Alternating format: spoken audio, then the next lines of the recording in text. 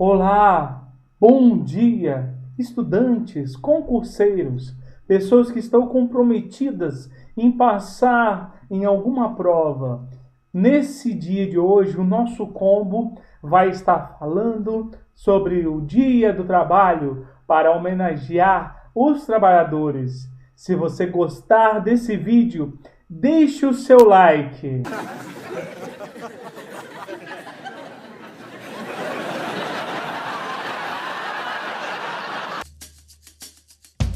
Não adianta olhar pro céu com muita fé e pouca luta.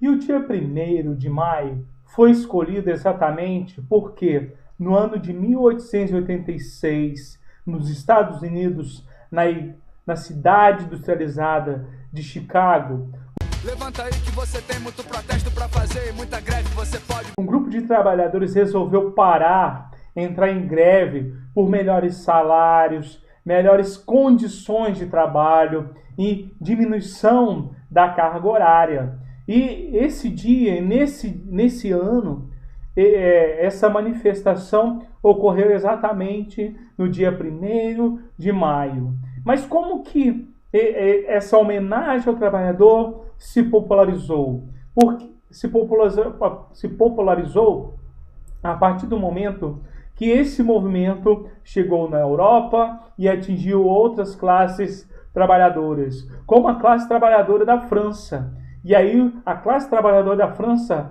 resolveu homenagear os trabalhadores em todo o ano, no dia 1º de maio. Com isso, nós entendemos como que ocorreu esse surgimento do Dia do Trabalho de forma internacional. Agora vamos ver como que isso chegou até o Brasil.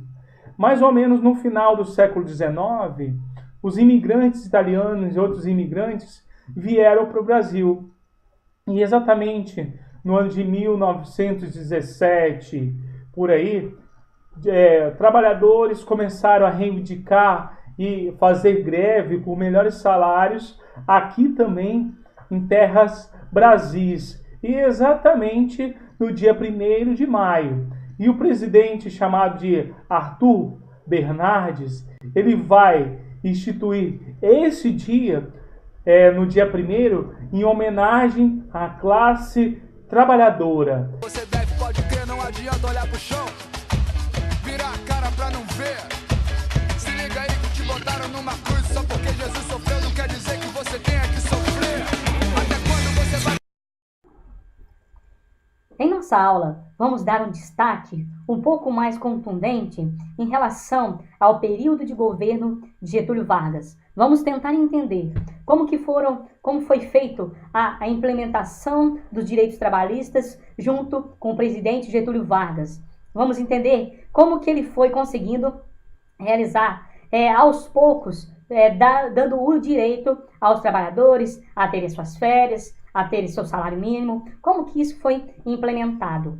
E, no final, vamos fazer um breve apanhado histórico da evolução das reivindicações trabalhadoras, tanto em nível internacional quanto em nível de Brasil. Tá usando rédea, rindo da própria tragédia. Até quando você vai ficar usando rédea, pobre?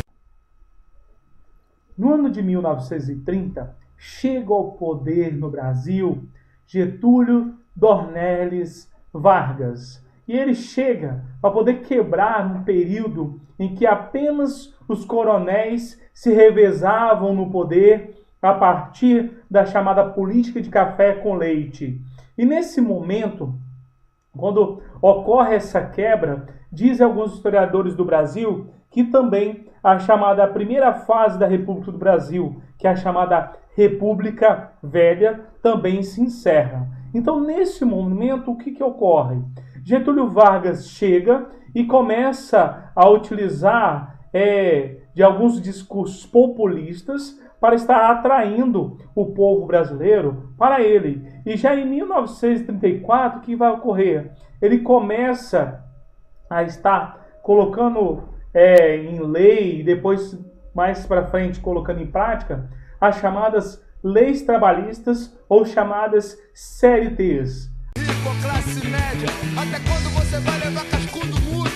Muda essa postura.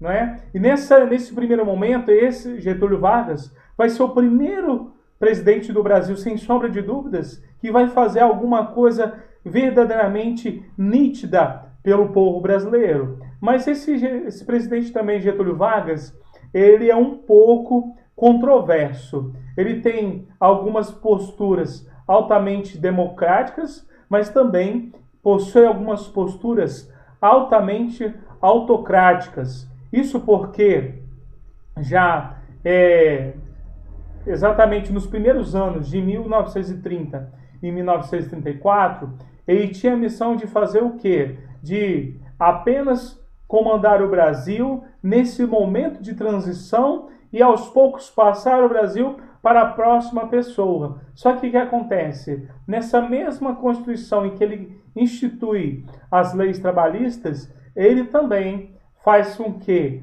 lá na cláusula da lei, esteja lá escrito que o próximo presidente poderia ser eleito de forma indireta, ou seja, assim ele garante que ele, Getúlio Vargas, se perpetue no poder. Então, quando ele continua o poder em 34, mais ou menos de 34 a 37, em 38 ele deveria estar entregando o cargo de presidente, e já em 37 ele cria, não é, uma coisa factual que não foi realmente comprovada, que era o chamado Plano Cohen, falando que os comunistas estavam querendo tomar conta do poder brasileiro, e ele se vê no direito de aplicar um golpe de Estado, chamado Golpe de Estado Novo,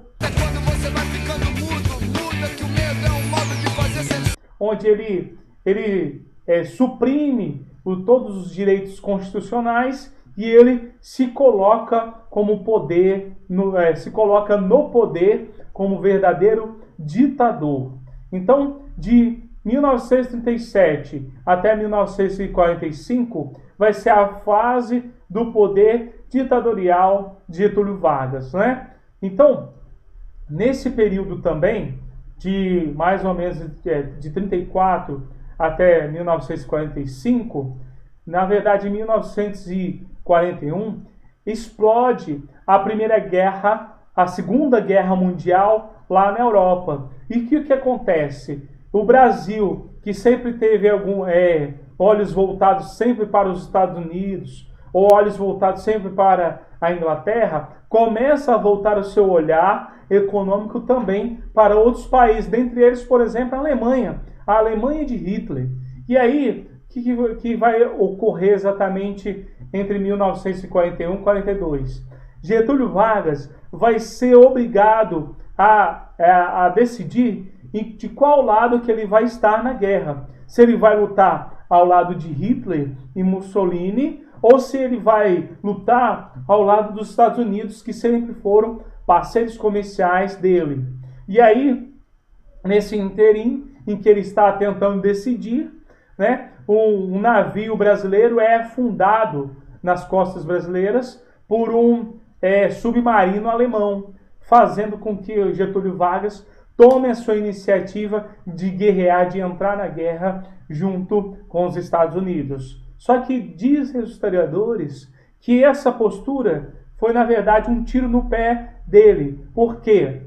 Quando ele instaurou o governo ditatorial, ele fez isso pegando o modelo de países como a Alemanha e também Itália. Só que agora ele está lutando junto com países democráticos e contra países ditadores, então ele não tem motivo agora para poder continuar sendo ditador aqui no Brasil.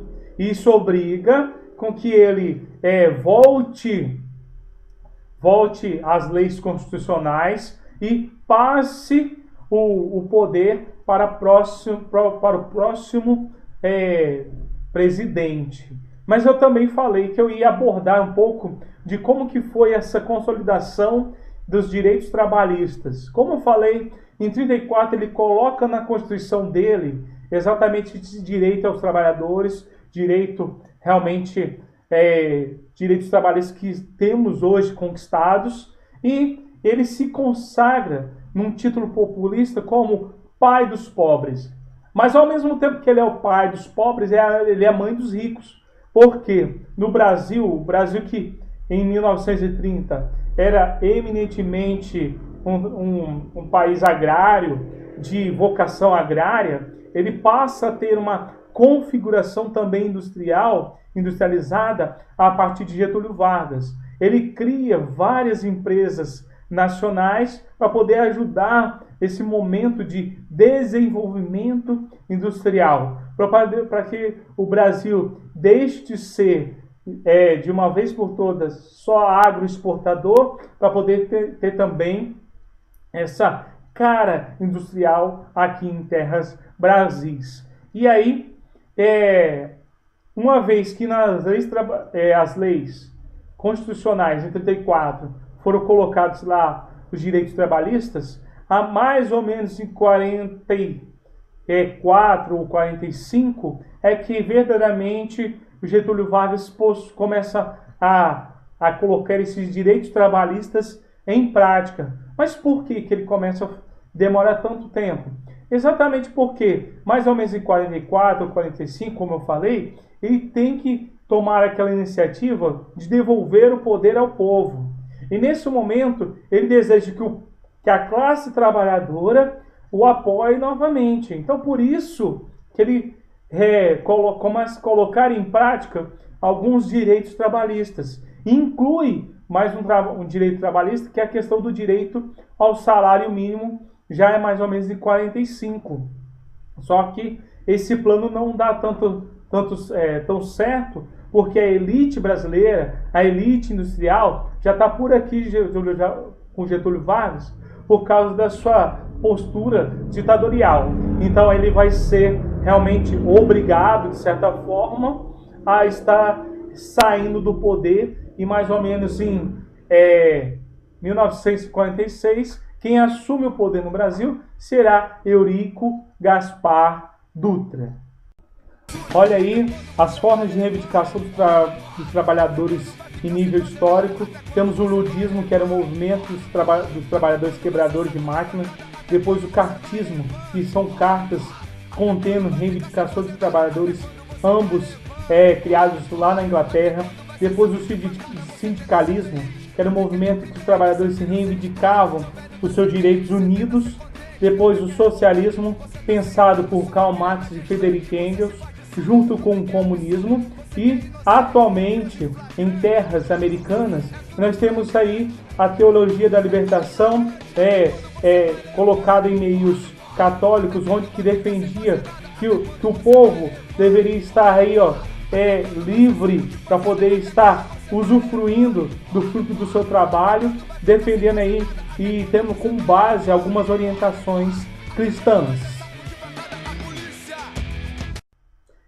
Agora, eu gostaria que você ficasse e desse uma olhada nos chamados temas relacionados.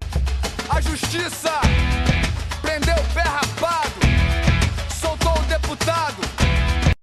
Não esqueça de deixar o seu like, e eu gostaria de verdadeiramente homenagear, dando os parabéns para a classe trabalhadora desse Brasil.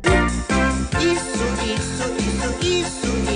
Que faz com que o Brasil se mova. Não é a classe dos empresariados que faz o Brasil se mover. Se não tivesse esses trabalhadores aí dando o seu suor, perdendo noites, perdendo exatamente contato com a família para estar trabalhando, essas elites aí não estariam podendo desfrutar desse dinheiro. Então, parabéns à classe trabalhadora, e assim como está ocorrendo nessas reivindicações aí, nem o direito a menos à classe trabalhadora, e fora todos aqueles e aquelas que desejam tirar os direitos que foram conquistados pelos trabalhadores por longos e árduos anos de luta, suor e lágrimas.